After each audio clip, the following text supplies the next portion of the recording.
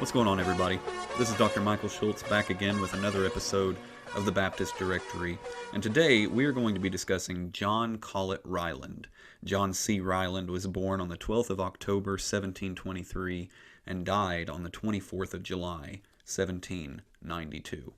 Now, a word of disclaimer before we begin today. I am from the American South, as you've probably picked up if you've listened to previous episodes. I have a bit of an accent. I'm specifically from Appalachia.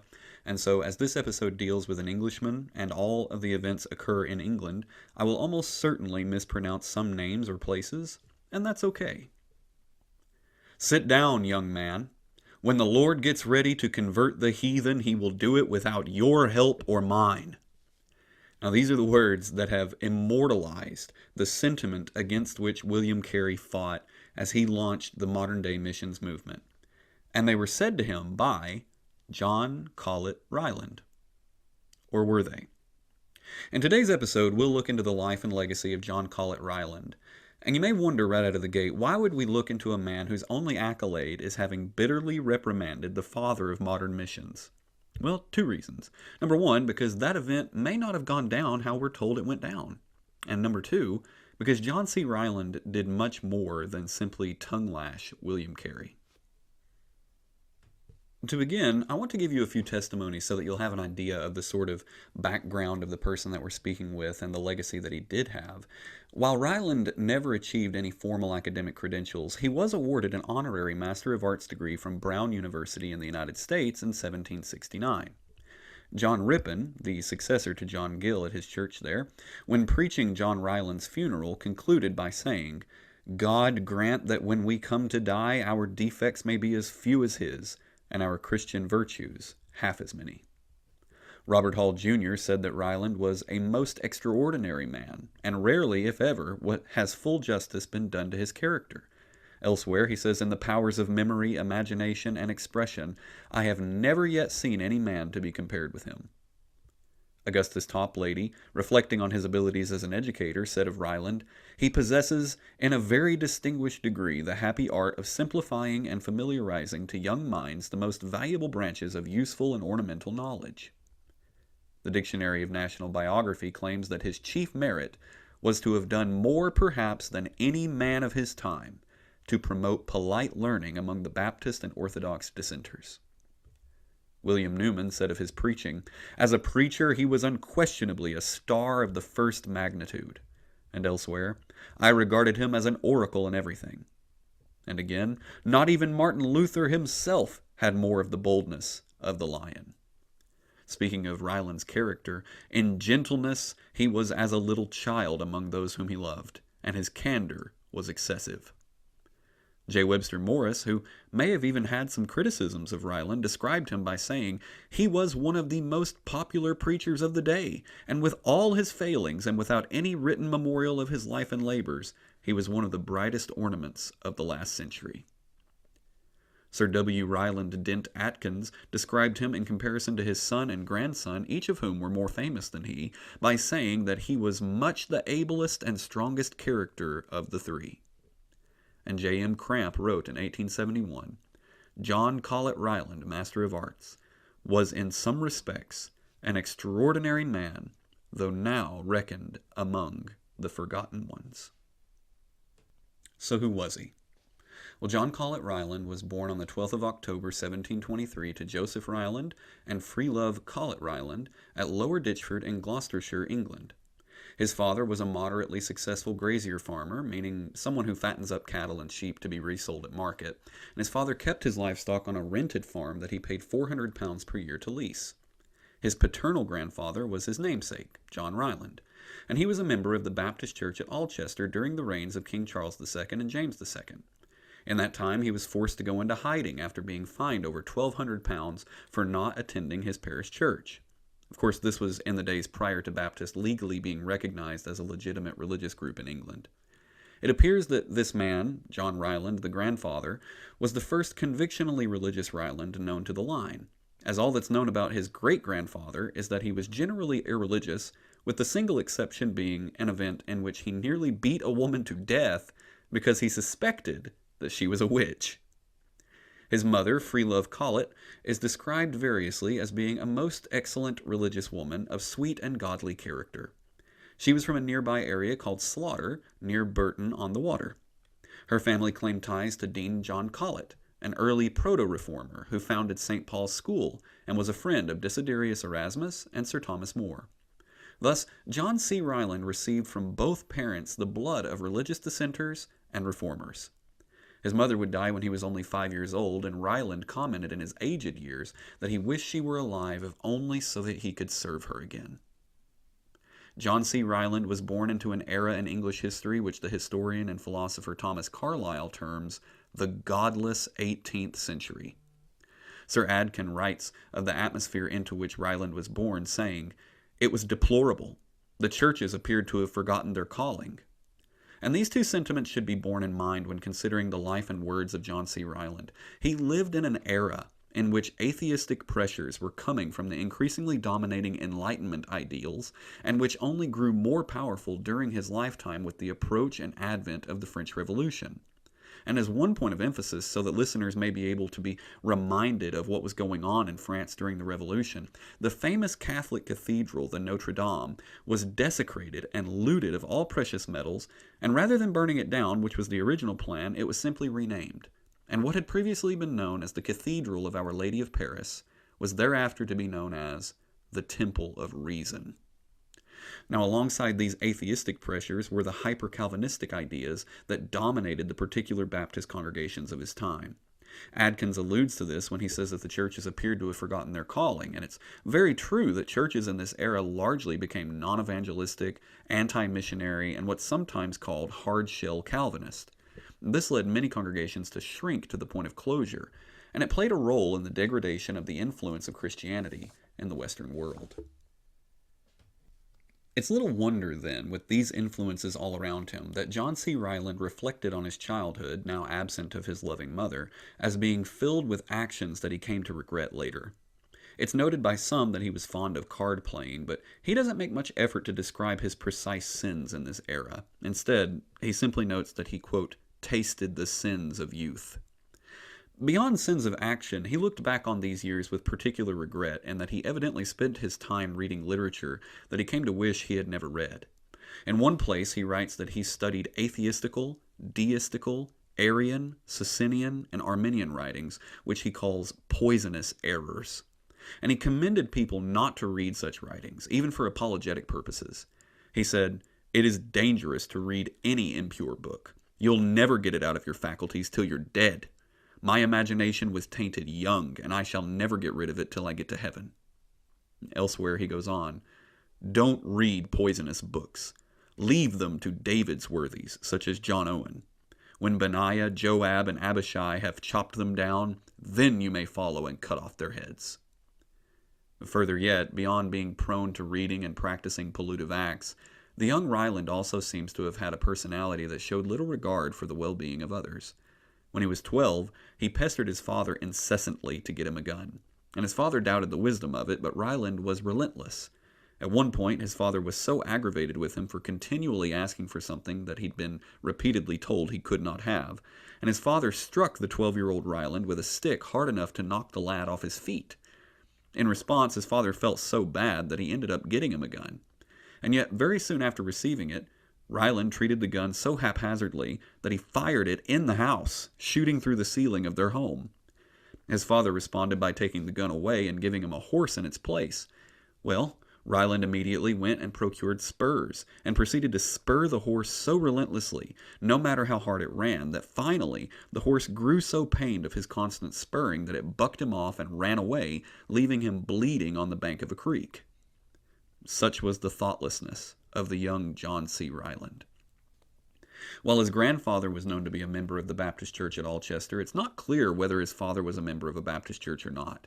And so it was that young John, not regularly attending church, was brought into the Christian faith during a revival service held by Benjamin Bedham during Bedham's first year of ministering at Burton on the Water Baptist Church in 1741. Ryland was just short of 18 years old when he and some 40 others responded to the gospel at that revival in early 1741, but it would be over a year later that he would join the church on the 4th of October, 1742. It's possible that Ryland didn't join the church until late 1742 because Pastor Bedham was still himself coming into his own as a minister. Bedham had only been a Christian for 2 to 3 years at the time, and his preaching was not very good.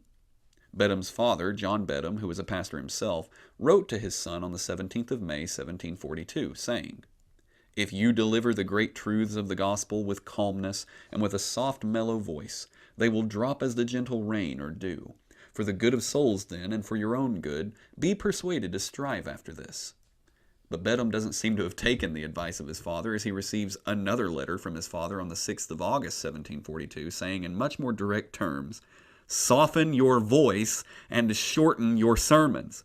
Let 2 hours be the longest time you spend in the pulpit at any place." And assumedly, this more direct approach worked because Bedham applied some of the changes that his father recommended. John C. Ryland applied for membership barely 2 months later after nearly 2 years of attending outside of membership. And the next year, the church would call Bedham to be their pastor instead of just a fill-in preacher in their vacant pulpit as he had been for 3 years. In the years that followed, the Baptist church at Burton-on-the-Water was a great church to be a part of for young Ryland. When he joined, the church had about 80 members, but in the 5 years which followed, they added 73 new members, nearly doubling the congregation size. And Bedham attributed much of his success to his knowledge of and his usage of the Baptist Catechism, often called Keach's Catechism after Benjamin Keach.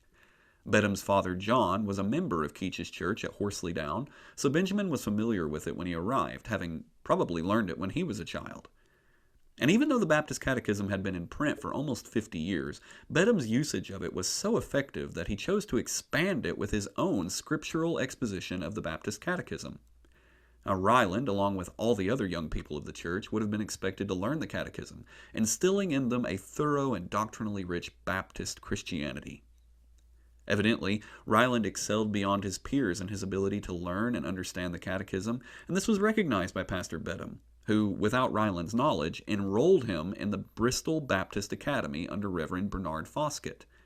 Now, this was a rare school. It wasn't entirely clear that dissenting religious groups, such as the Baptists, who dissented from the Church of England, were even legally permitted to have such institutions. We'll talk about that more later. But the school was operating, and quite successfully by most reflections, as Reverend Foskett was said to have been an able and learned man with the gravity, and not to say the sternness and severity, of the old Puritans. Ryland was already at an advantage, as one of the primary textbooks used was Bedham's scriptural exposition of the Baptist Catechism, which he had largely already mastered. But things did not go well for Ryland at the Bristol Baptist Academy.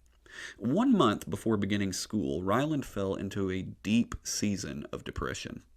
He began classes in late February 1744 and took up journaling as he began this new part of his life. But on the 31st of January, 1744, just weeks before classes were set to begin, he described himself in his diary as being in the depths of darkness, uncertain about the existence of a God and the immortality of my own soul.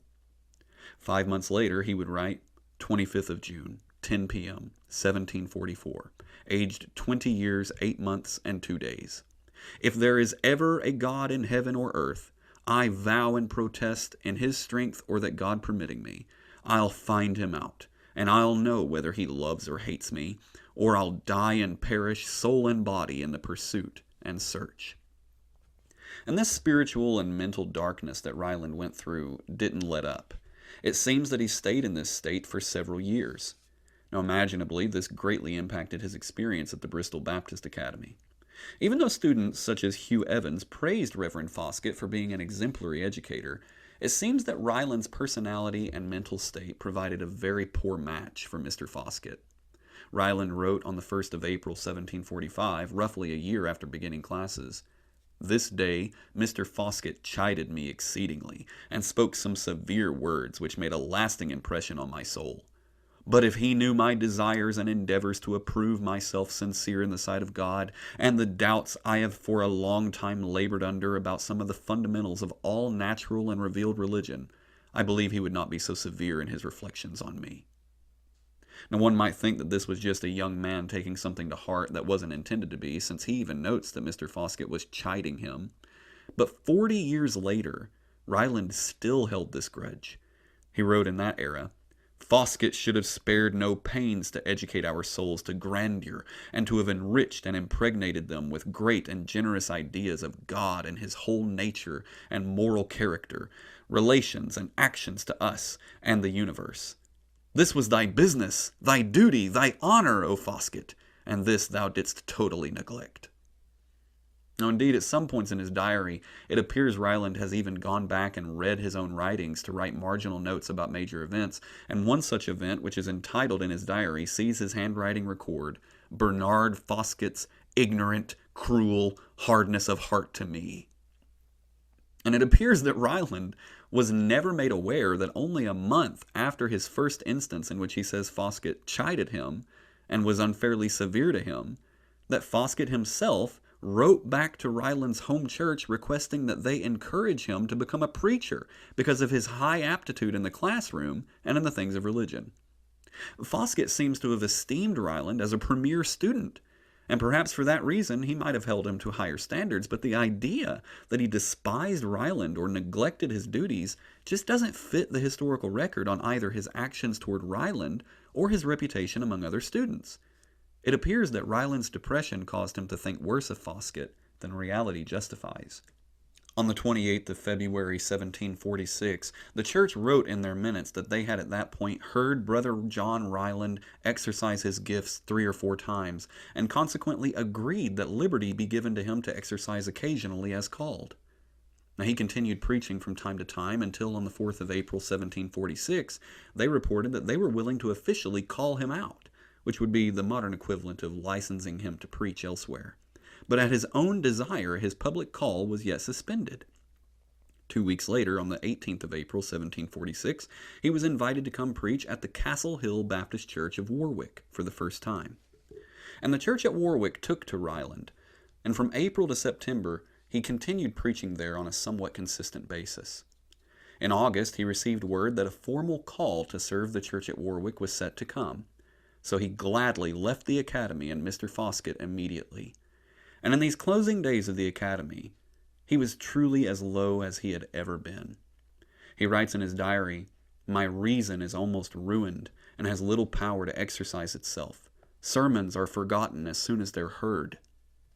The next month, on the 21st of September, 1746, just a few weeks before his 23rd birthday, he was invited to serve the church at Warwick on a 12-month probationary term. This 12-month probationary term at Warwick was quickly extended, as the 1747 calendar year was quiet but fruitful. Ryland was now at the age of 24, entering 1748, and this would be a year that forced the young Ryland to mature quickly. His father Joseph would die in March of 1748, joining his deceased mother. But into the void left by his father's absence came a young woman named Elizabeth Frith. She was a descendant of John Frith, the very early Protestant martyr, and perhaps the first light of the Protestant Reformation in England, showing the continued Protestant fervor in their family lines. They were wed on either the 22nd or 23rd of December 1748 at St. Mary's Church, St. James Chapel, in Handsworth, Warwickshire. He continued to serve the Warwick Church on a probationary basis through 1749, and even persevered through a near-fatal bout with smallpox in April of that year. His perseverance gained him quite a bit of respect, as he was chosen to serve as the moderator for the meetings of the Midland Association of Baptist Churches in May 1750, and his esteem continued to grow, such that on the 8th of July 1750, the church at Warwick requested his membership be moved to their congregation from Burton.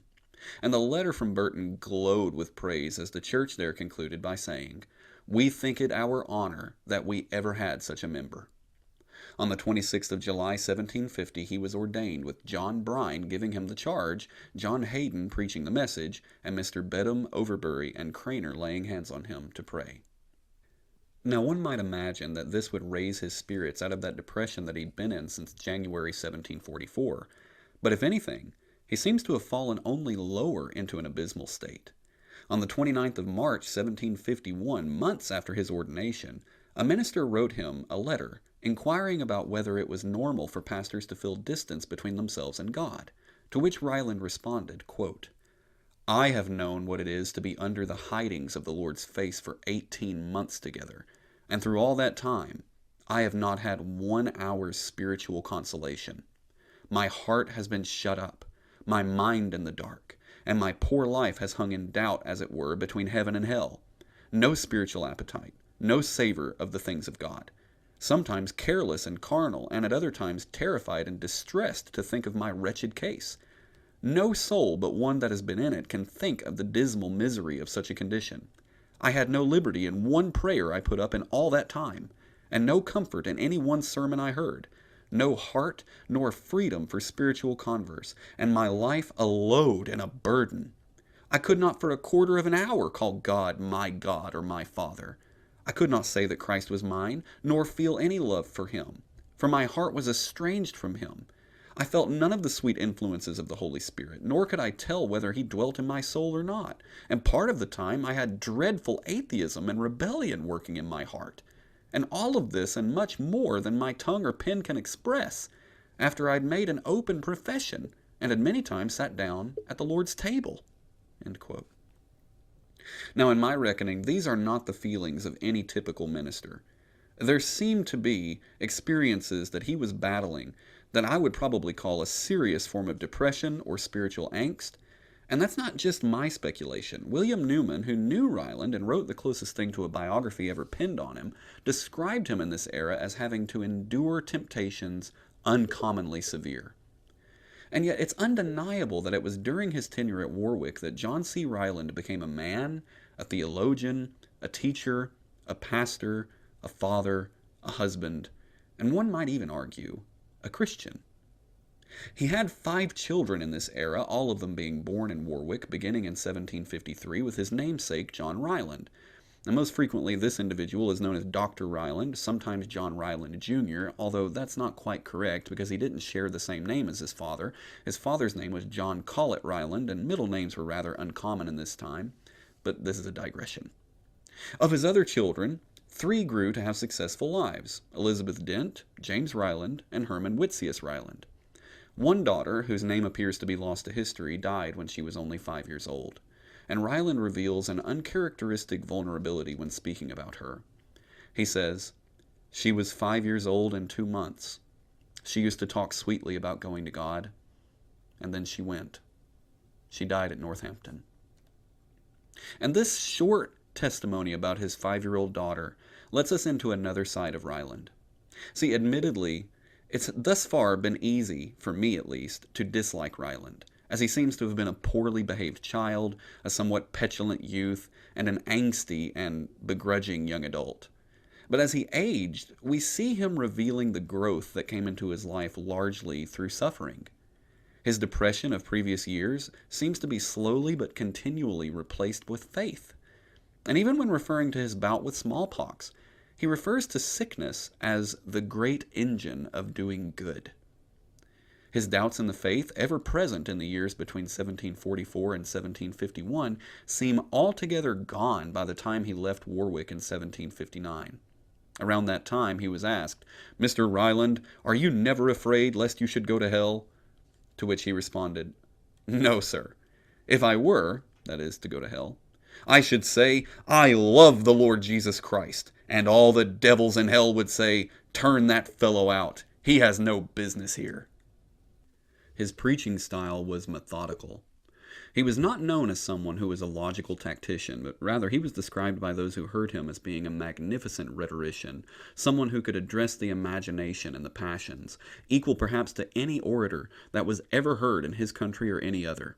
He was a majestic person, they said, with a piercing eye beaming with benignity, a fine flow of animal spirits, a voice deep-toned, clear, and strong, but always flexible to any extent, very little action, but not ungraceful, with an air of dignity and self-possession that never forsook him, all combined to render him a popular speaker in any assembly.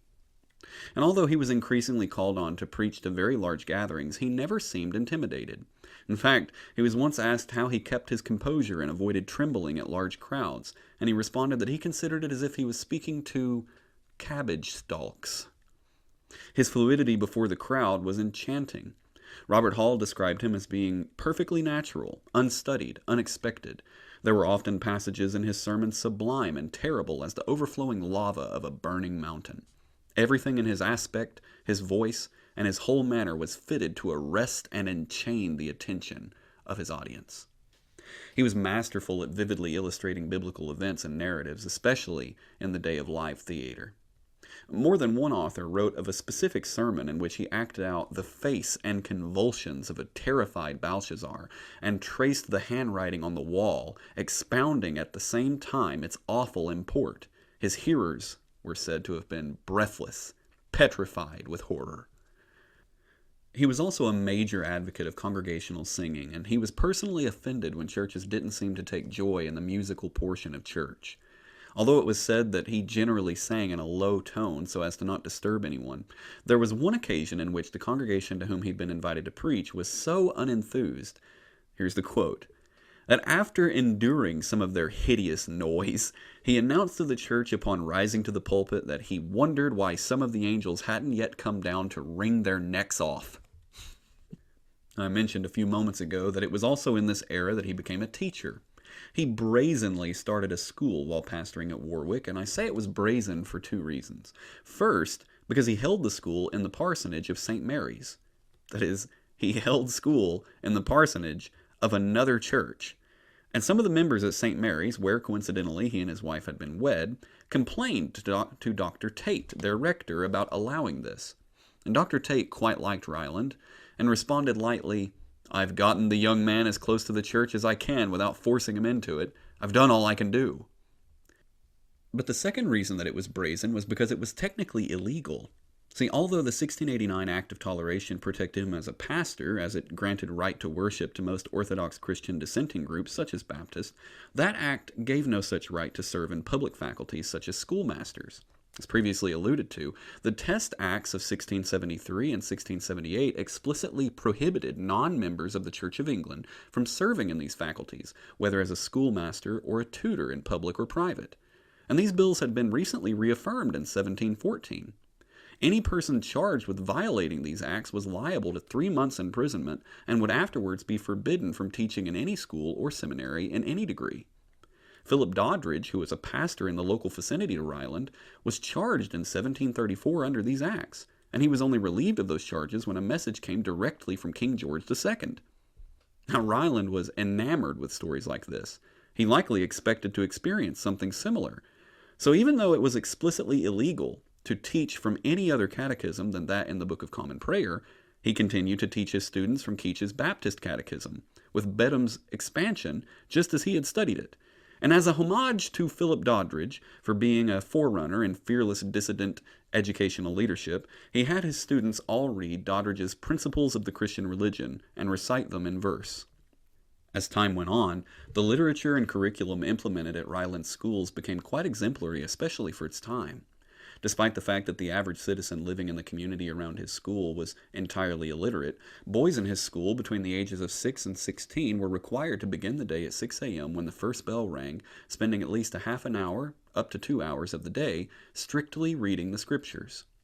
Older students would transcribe events from the Bible, such as prophecies or miracles, while the younger students would finish by reciting Isaac Watts's divine songs, and then they would all dismiss for the day's studies by singing together Joseph Addison's "When All Thy Mercies, O My God." The day would be spent studying at various degrees of difficulty the subjects of French, Latin, Greek, mathematics, astronomy, and many others.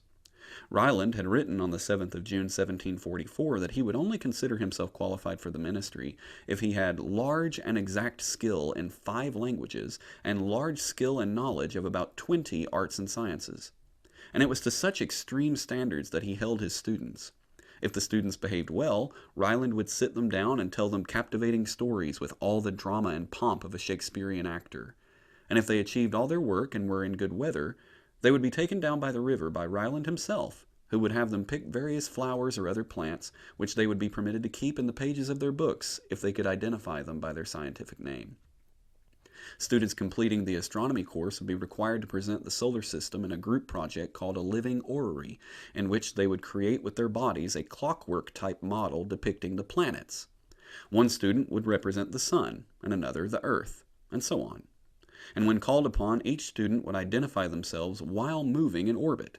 Thus, one student would have a face painted red, and while walking in orbit around the sun, he would be forced to recite, "My name is the red-faced Mars. My diameter is 5,400 miles. I move around the sun in 686 days at the distance of 145 million miles." For theological instruction, the students read the greatest works available in the world at their time. Students would regularly read John Owen, Stephen Charnock, Herman Whitsius, James Hervey, John Brine, John Gill, and George Whitefield, with the last five being supplemented by personal stories from Ryland himself on the person and practice of that author, as after all he personally knew them, several of them being still alive. Of utmost importance to Ryland, especially given the encroaching atheistic tendency to doubt the Bible in his day, was the requirement that by the time a student finished their first year of study, they'd be able to recite 2 arguments for believing the Bible. To give you an example, the first argument was this: the Bible must be the invention either of good men or angels, or bad men or devils, or of God. It must be the invention of God because, number 1, it could not be the invention of good men or angels, for they neither would nor could make a book and tell lies all the time that they were writing it, because they said, "Thus saith the Lord," even though it was their own invention. Number 2, it could not be the invention of bad men or devils, for they would not make a book that commands all duties and forbids all sin and condemns their souls to hell for all eternity. Number 3, therefore, the Bible must be given by divine inspiration. One can imagine how incredible his students were upon graduation. It's little wonder that these boys grew up to become parliamentarians and lawyers, pastors and physicians. And parents were getting an absolute bargain in terms of tuition. Admission to the school was 1 guinea per student per year, equating to about a week's wage for a skilled worker or a month's wage for a day laborer. And given that Ryland had about 80 students per year, this was seen as quite feasible at the time. Ryland was emphatic about the need for this. He was once quoted as saying, "If the methods of good education were faithfully pursued for 7 years to come, it would have a more powerful effect upon the morals of the people than the united force of the 12 venerable judges, or a standing army of 100,000 men." And this he believed and seems to have manifested. Adkins reflected on Ryland's schools, saying, "While many of the public schools of England were failures morally, Ryland's academy was a nursery of godliness." And Ryland even showed the efficacy of a good education at home, as his son, John Jr., was known to have read Genesis and Hebrew 5 times through, and the entire Greek Testament by the time he reached the age of 12. Ryland's disposition seems to have been perfectly suited for a school such as this. He was a bit puritanical, which in his day was already becoming antiquarian, but it worked for him.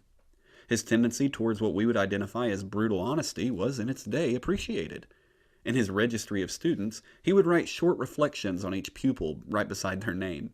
Some were lauded with commendations such as sensible or plausible. Others were seemingly chastised with phrases such as weak as water or proud, passionate scoundrel. But verbal reprimanding seems to have been the only form of discipline utilized in the school, quite shockingly. Samuel Bagster, who was a student under Ryland, wrote of his experience saying, "I never regretted being there. Severity was no means the mode of management. During the 4¼ years I was there, I saw but 2 boys whipped, and that punishment was inflicted for running away from school. These 2 boys, before being punished, were brought to a trial by their peers, as Mr. Ryland called it. And before the assembled scholars, the boys were arraigned and defended, and by a jury of boys found guilty, and the presiding judge passed the sentence, to be whipped, with the enticer being most severely. The punishment as to pain was trivial, but the length and the solemnity of the proceedings made it heavy. The complete sway that he held over his pupils was without any apparent effort. It owed nothing to the fear of punishment." In 1758, Ryland joined a society called the Society for Promoting Religious Knowledge Among the Poor. It had been established in 1750 for the purpose of providing Bibles, Testaments, and other good books to the poorest of society, and Ryland appears to have remained an active member and supporter until at least 1779. Now, it was mentioned a few moments ago that Ryland knew and had his students read a man named James Hervey. Hervey was the rector of Weston Favell, and over the course of his friendship with Ryland, he seems to have influenced him greatly in a direction away from some of the strict Baptist convictions of those prominent Baptists in his day. In 1758, Hervey died, leaving Ryland in a somewhat compromised position. See, Hervey seems to have convinced Ryland of what was then called mixed communion, wherein Christians who had been baptized as infants, and those who had been baptized upon their profession of faith, would be permitted to take communion together. And as communion was only administered to members of the church gathered, this carried with it the implication that Ryland would accept members who were not Baptists into his congregation. Now, this conviction drove a wedge between himself and the Castle Hill Baptist Church over which he pastored, and so it was that the year after Hervey died in 1759, Ryland received a call to come to Northampton and pastor an independent church at College Lane, later College Street. It was what today would be called an interdenominational church of less than 30 people, and by their own testimony they belonged to the Congregational Church of Baptist and Paedo-Baptist, holding free communion with each other and assembling together in College Lane, Northampton. Now, as can be imagined, the church at Castle Hill that he was leaving was less than ecstatic at the doctrinal development of their former pastor. Castle Hill's letter conveying Ryland's membership to College Lane in 1759 is starkly different from the letter he received from Burton when he came to Castle Hill almost a decade earlier. Instead of praising God for allowing them to have enjoyed Ryland, they write, quite coldly, "Mr. John Ryland has been a member of our church for several years past, and as far as we know, has not acted altogether inconsistent with the grace of God and the profession he made amongst us. We do therefore, at his own request, dismiss him from his relation to us as a member of our church, to join in Christian fellowship with such people as shall appear to be most for the glory of God and the peace and welfare of his own soul." Did you notice the double negative? He has not acted altogether inconsistent with the grace of God. That's the best they could do for their own pastor, because of the atmosphere in which he left, which is reported to have been a conflict over communion. Now, Ryland began publishing publicly on the topic in 1768 when he wrote a modest plea for free communion at the Lord's table between true believers of all denominations, but he wrote it under a pseudonym, Pacificus. And this was far from an in-house debate with his church alone. From the time of his publishing the modest plea in 1768 until 1781, 13 years later, he was somewhat constantly engaged in public debate on this, along with several other leading pastors of the time. Daniel Taylor and Robert Robinson came alongside him in arguing for mixed communion, while Abraham Booth formed the chief opposition to it. So in his day, he came to be known by many as a mixed communion Baptist, who permitted Presbyterians to both take communion and even become members at his church. Now, some have misinterpreted this and identified Ryland as having taught open communion. While he was more open than most of his Baptist comrades, it wasn't until 1783 that his church began admitting individuals who were members of neighboring Presbyterian churches to occasionally take communion with them. And even then, they note that these individuals are weaker brethren. So he walks an odd line for about 20 years of only allowing his own church members to take communion, which would be closed communion, while allowing both Credo-Baptist and Paedo-Baptist to be members of his church. He considered the baptism issue under the umbrella of Christian liberty, and this conviction further brought on him severe criticism in his day. And so it was that in the event known to church historians as the Communion Controversy, he was one of the few men of note and power who spoke and published in favor of what is called free communion. And this seems to have really worn him out, as he writes at one point, "I want no more controversies." He was, nevertheless, an effective pastor in this era, as the small church of no more than 30 people grew to add more than 320 members. In the first 16 years of his 26 years there, he added over 200 additions and was forced on 2 separate occasions to enlarge the chapel to accommodate the growth.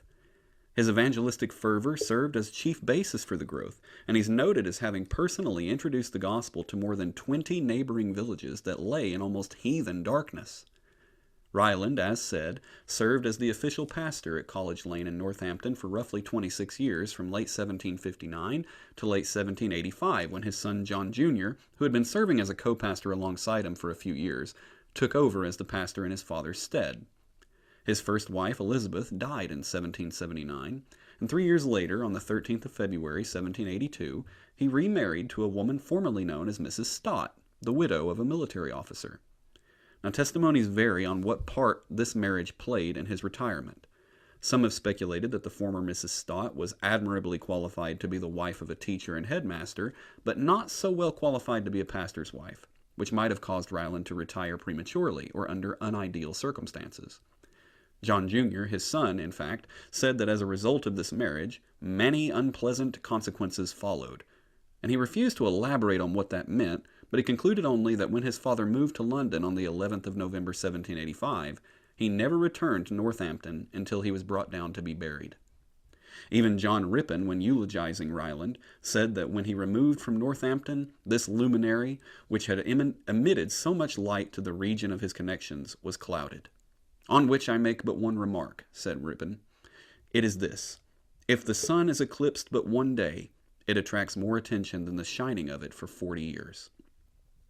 Now, Sir Adkins, on the other hand, reports that the former Mrs. Stott was a lady of undoubted piety. So Ryland's failure to ever return to his home church of a quarter century, as well as Ripon's eulogy, confirm that something unfortunate did lead to the sourness between himself and the church. But this marriage is not likely the cause. It's more likely that Ryland retired under intense scrutiny because he had, in 1785, as Adkins put it, found himself in pecuniary embarrassment, that is, financial trouble. Adkins elaborates. Owing partly to printing expenses and partly to his too generous spirit, and partly to the stratagems of impostors on a nature very unsuspicious, amounting at times almost to credulity, a few affectionate friends came to his aid and relieved him from anxiety. It was at this time that he left Northampton. Undeniably, Ryland got himself into financial trouble by publishing and printing too many books at his own expense. Even though he received supplemental income from the school at Northampton totaling over £25,000 over the course of his time there, which, factoring for inflation, values at over £4 million today, or $5 million American dollars, and that all in addition to his work as a pastor, by the way, he still printed and published more books than he could ever afford. And this wasn't uncommon among educators of the time. See, those leading schools would frequently publish and print books which would be made into required textbooks so as to secure the sale of the books to at least the students in the school. And yet, before we attribute all of Ryland's poverty or financial turmoil to waste or absent-minded charity, it's essential to note that William Newman, in the biographical book that he wrote about Ryland, passingly comments that for 30 years, he paid his father's debts after Joseph Ryland died. That is to say that the elder Ryland, Joseph, was so noted as being too generous that John C. spent 30 years from 1748 to 1778 paying the debts incurred by his father. And so we might imagine that it would seem only natural to him to assume that he could depend on his son, John Jr., to help him pay his own debts. And those familiar with the situation, such as the notable hymn writer John Newton, who wrote Amazing Grace, were in correspondence with John Jr., and he commended him to help his father while he was alive, but not to presume the burden of the debt after his father had died. John Jr., however, seems to have been much less inclined to help his father pay his debts than John C. was to help Joseph. And John Jr. was well aware of his father's hardships. He writes himself that his father had many trials during this residence at Enfield. Now, in our modern day, we may be confused by the entire situation. What did this have to do with him retiring in embarrassment? And the disconnect is purely the result of changing culture. See, in his time, for a pastor to be a poor financial steward was an indication of his being unqualified for the office of pastor. And they would go to 1 Timothy 3, verses 4 and 5, which notes that pastors must do well in managing their own household. The quote says, "For if a man does not know how to manage his own household, how will he care for God's church?" So whatever the reason, John retired from the College Lane Church in 1785 and moved to Enfield near London the following year to focus strictly on his duties as a schoolmaster. And here he took on William Newman as an assistant, and Newman would go on to become the first principal of Stepney Academy, which would become Regent's Park. He never pastored in any church after leaving Northampton, but was called upon to preach itinerantly from time to time. He preached his last sermon in November 1791 at Reverend Bell's Cheshunt Church. He had to be carried to the church to preach for this last time. Now, undoubtedly, The most famous event in Ryland's life was the brief encounter which is said to have occurred between himself and a young William Carey at the Northamptonshire Baptist Ministers' Fraternal in 1786. Famously, or perhaps infamously, William Carey is said to have introduced the topic of doing mission work in accordance with the Great Commission of Christ in Matthew 28. And it was upon his prompt that John C. Ryland is said to have risen and said, "Sit down, young man. When the Lord gets ready to convert the heathen, he will do it without your help or mine." And this story is perhaps the only thing anyone in the modern day will ever know Ryland for. And it's often used as an example of the staunch hyper-Calvinism of particular Baptists in the pre-Andrew Fuller days. So in light of this event, let's ask two important questions. First, did this event even happen? And second, if it did, was Ryland saying what he's often depicted as saying? First, as to whether or not the event occurred. It should be noted that the various testimonies of the event are not quite in agreement with one another. To begin, some claim that the event occurred at the Ministers' Fraternal of the Northampton Baptist Association in 1787, while others say it occurred in 1786. Now, we'll say more about the importance of the date of the event in a moment, but initially we need to point out that it's important to note that nobody seemed to have any memory of this event until J. Webster Morris claimed that it occurred in his book, The Memoirs of the Life and Writings of the Reverend Andrew Fuller, which was published in 1816, a full 30 years after the event was said to have occurred. Now, Ryland was, of course, at this point long since dead. And his son, John Jr., responded and noted that he was there at the meeting, and he viewed it as very unlikely to have occurred, going on to say, "I never even heard of this happening until I saw it in print, and I cannot give any credit to it." Now, Morris responded by publishing an amended second edition of the memoirs in which he walked back his comments by saying, possibly the conversation at Northampton in 1786 might be construed into a piece of pleasantry, and that the whole was intended as ironical. And his attempt to portray the comment as a joke, so as to save face, was undermined by the fact that while William Carey had never said such an event occurred, he began telling the story just as Morris originally depicted it in 1833, almost a full 50 years now after the events were said to have occurred. Now, an additional word on the importance of the date of the event. As previously mentioned, if it occurred in 1787, as some have claimed, then it is entirely impossible that John C. Ryland was even there. He had already removed to Enfield, and according to his son, he never returned to Northampton after that. If the event was in 1786, it's still very unlikely that he was there, but it remains at least possible given that he moved to Enfield that year. But his son, John Jr., claims that the meeting, which again he was present for, occurred after his father had already left Northampton in 1786. So regrettably, there's a very good chance that this event never took place at all, and it was simply made up decades later in an effort to illustrate the battle against the hyper-Calvinist leaders of the particular Baptist world that J. Webster Morey and William Carey were engaged in. But even this explanation raises the second question.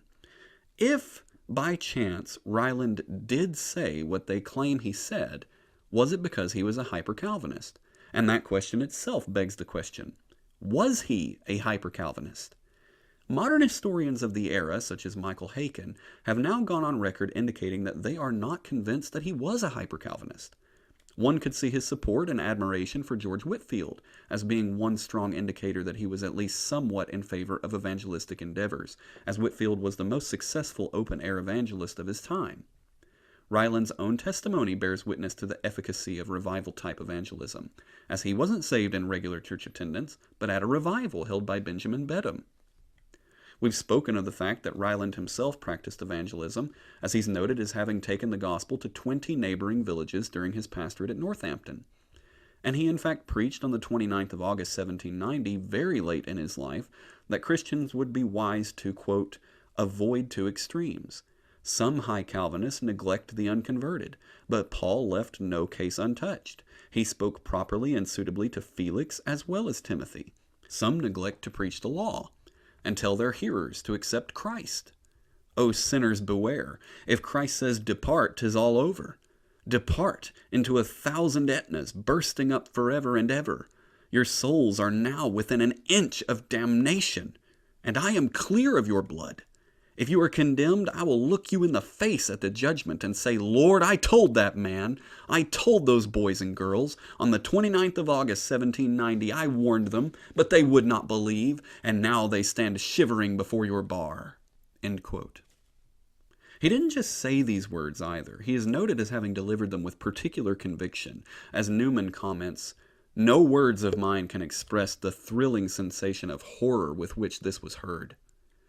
One might also mention in passing that while running his school in Northampton, he brought on George E. Burleigh as his assistant, despite the fact that Burleigh was an open General Baptist, holding membership at the General Baptist Church of Birchcliff, Yorkshire. Now, to have someone on staff at a religious school who denied Calvinism altogether would be rather odd of a hyper-Calvinist. And finally, we might look to the individuals most influenced by him and see if he produced hyper-Calvinists. His son, John Jr., was far from a hyper-Calvinist. In fact, 4 years after Ryland left the pastorate at Northampton, a man named James Hewitt was disciplined in the church for saying that the younger Ryland doth not preach the gospel, because he did not follow high Calvinism. Instead, he stood shoulder to shoulder with men like Andrew Fuller and William Carey as they brought the Baptist Missionary Society into being. Robert Hall, who was a longtime student and admirer of Ryland's, also became a leading figure in the debate against hyper-Calvinism. So looking at his own Christian experience and his methods as a pastor and educator, as well as the results in the lives of those whom he influenced, we would be very tempted to disagree with the accusation that he was a hyper-Calvinist. But on the other hand, it is fair to say that he's not accused of being a hyper-Calvinist for no reason.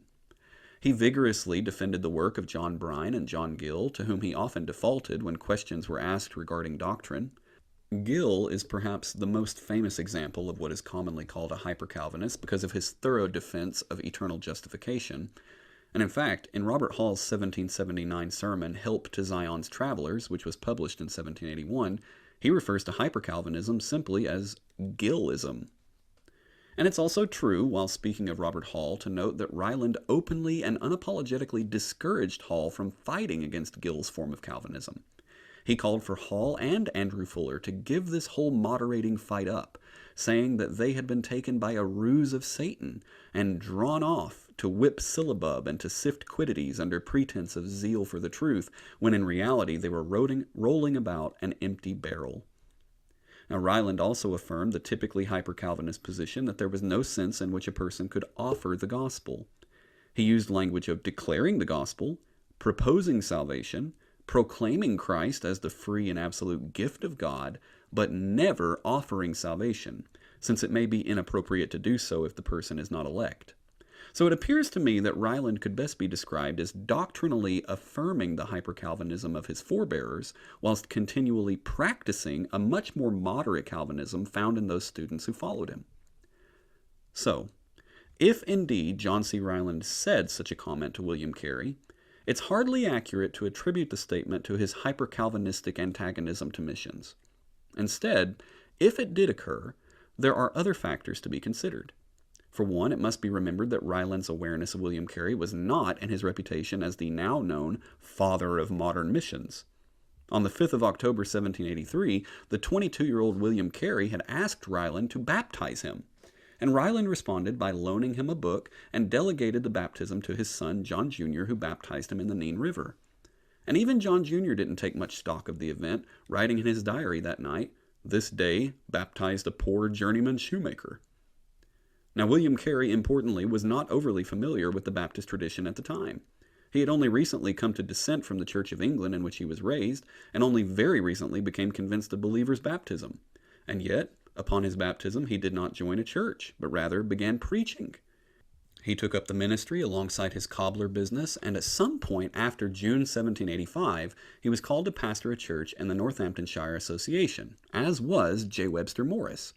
So if Ryland did say this to William Carey in early 1786, it should be imagined in your mind that this was an elderly man who had pastored for over 40 years, speaking to a young convert whom he knew had only recently been baptized and who had only been a pastor for at most a few months.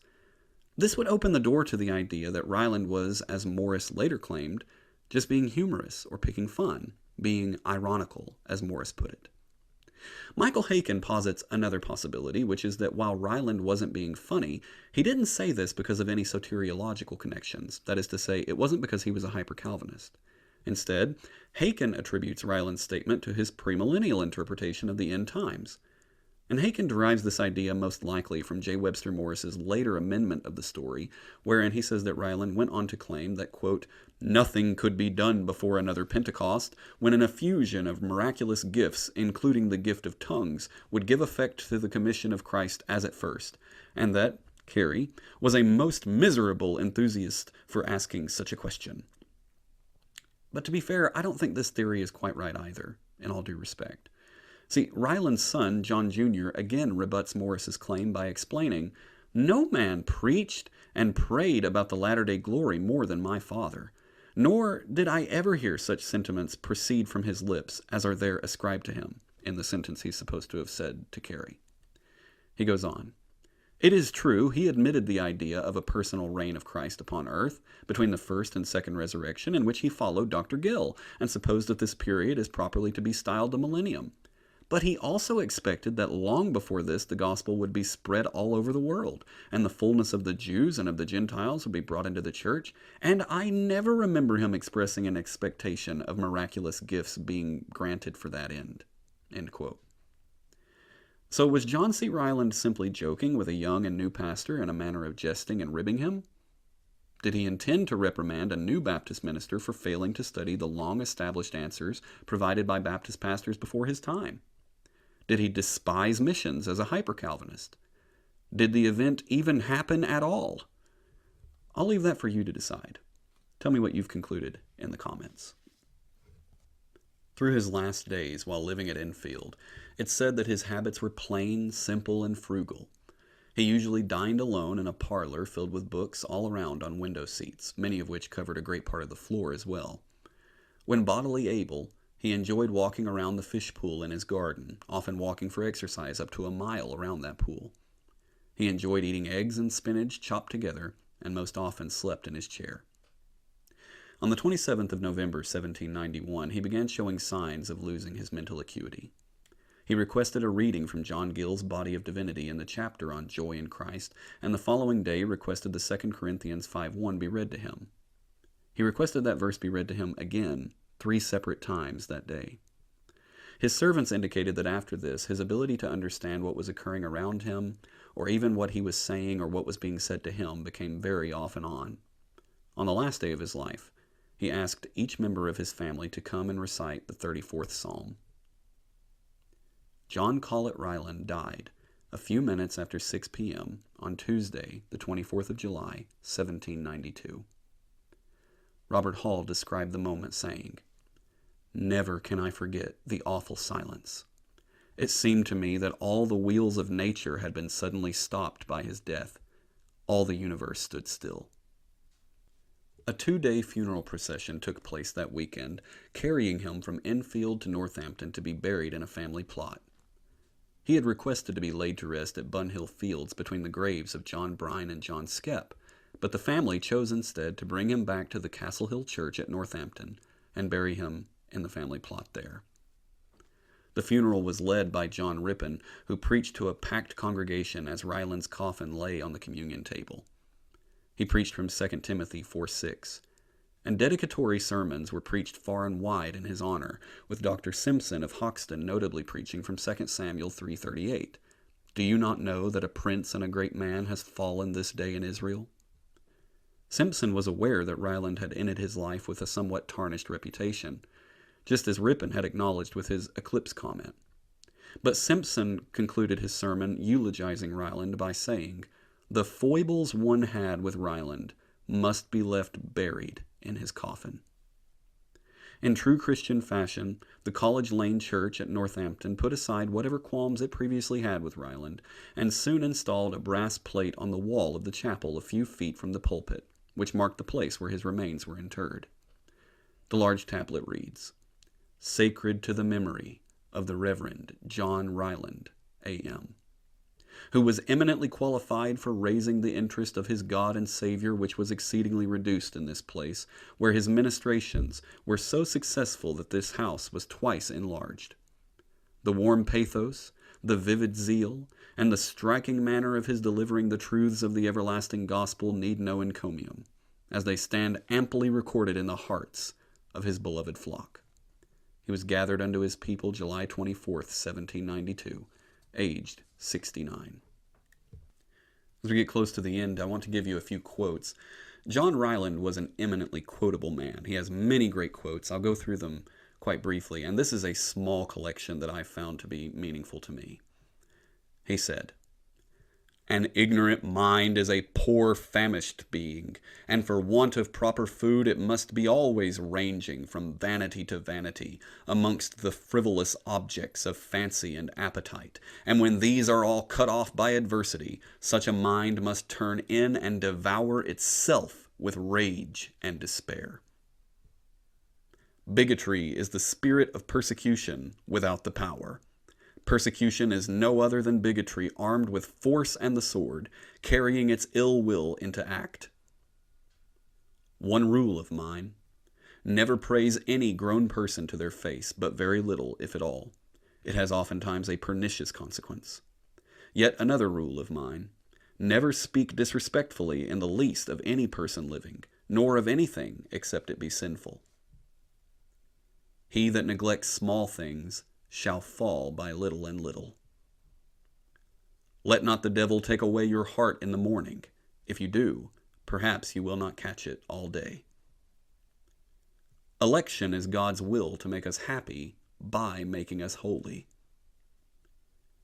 The pleasure of religion lies in the practice of it." At one point he said to young ministers, "Pray on. Be a master of the Hebrew Bible and Greek Testament. Make a body of divinities supported by Scripture. Be always writing definitions and demonstrations. Be always proving something." What a biography will come out at the day of judgment. Christians slip out of the world as the acorn from its shell. "I can bear to be touched in my pocket," that is, in his wallet. "But if the persecutors touch my Bible, they must touch my blood at the same time." God will show you, Christians, how he has supported you through life. Here a pinch, there a supply. Here a trial, there a comfort. Here an enemy, there a friend. Here a devil, there an angel. Here a temptation, there a deliverance. If Bibles were taken away and Acts of Parliament substituted, they would no more make us moral than a needle full of silk would tie down a lion from its prey. Study as if you had nothing else to depend on, and then trust in Christ as if you had not studied at all. Death is coming. He won't wait for you to unlock the door. Your righteousness will no more defend you than a cobweb against a flaming bomb. Don't hastily anticipate. Let your mind be content with gradual progress. There is a great deal of politeness and good sense in that one simple maxim: do and say nothing that may be justly offensive to your company. 'Tis impossible to desire evil as evil. As to buying books, let them be few and the best. The true way to put down error is not by inflicting civil pains and penalties, but by manifestation of the truth to every man's conscience in the sight of God. There is not one convinced sinner that has the least reason to be afraid of approaching the Lord Jesus for life and salvation in its fullest sense and beauty. For we show him a Savior that is God in nature, obeying and dying for the worst of men. He is able to save to the uttermost, that is, perfectly and perpetually, all who come to him, able and as willing, as resolved as he is able, to remove all guilty fears, to solve all doubts, to answer all scruples and objections, to break all bars and level all mountains and clear off all difficulties in the way of heaven. A Savior that conquers all enemies, shows us all our best friends, and suits all the faculties, powers, and affections of our souls. The moment after death, when I leave this body and look down, I shall say, "O sinful carcass, I am released. I am free. I will expand myself, no longer confined to your narrow limits. You have often held me down, often plagued and disturbed my devotions to my adorable and now visible Redeemer. So go, carcass, go!